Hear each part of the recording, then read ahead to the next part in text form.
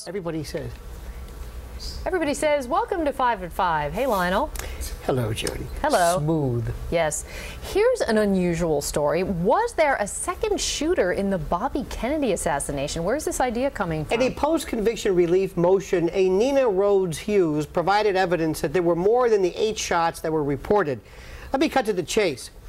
If you have shown the slightest interest in the RFK assassination, you would have heard BBC documentaries, BBC articles, bloggers, researchers since day one question the official story.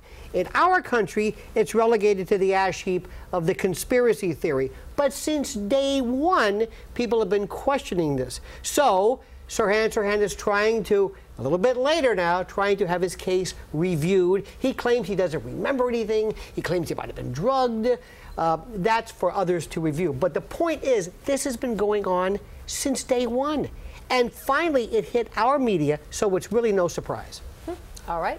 U.S. troops continue their search for brutal Ugandan warlord Joseph Kony. But what's really going on here, Lionel? Phony 2012, the Lord's Resistance Army. They haven't seen Kony in like 10 years, 12 years, 6 years. They don't know what we're talking about. What is this about? Uganda. What's in Africa? Rare earth metals. This will get the professional left to laud us going in for more war, more action, when in fact it's just to seize their rare earth metals, which power everything.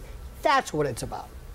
Amnesty International calls for tighter restrictions on police use of tasers here in the U.S. after the death toll from these things reaches 500. Since 2001. And in a 2008 Amnesty International study, 90% of those people were unarmed.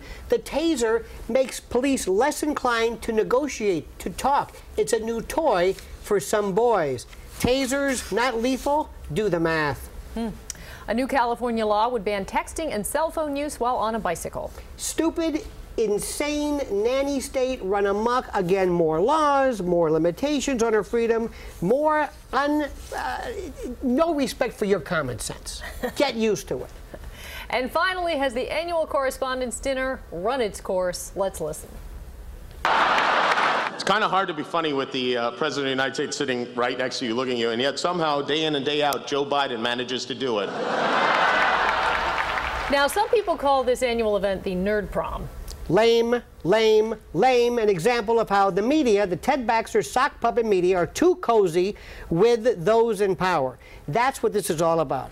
Its time has come and gone. I want there to be a distrust between the officials in the White House and the media. Do your job. You can't be friends and do a good job being the investigative arm of the fourth estate. Are you just bitter because you weren't invited? I wouldn't go. I am. I wouldn't I would go. go. I would not go. I'd Never. go anytime. No, nope, nope, Thank you, nope. Lionel.